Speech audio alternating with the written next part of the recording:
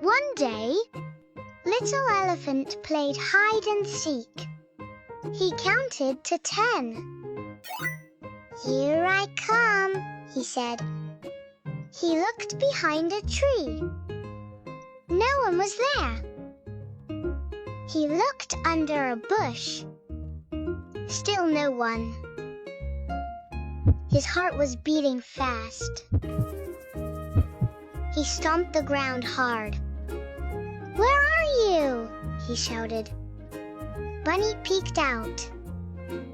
"Are you okay?" "No, this game is no fun," Little Elephant yelled. Bird flew down. "You sound sad," she said. I got scared," he whispered. "But I shouldn't shout." He took a deep breath. "Sorry, Bunny. I didn't mean to yell."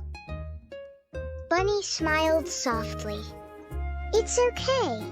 Want to keep playing?" Little Elephant nodded. Bird said, "Calm makes things better."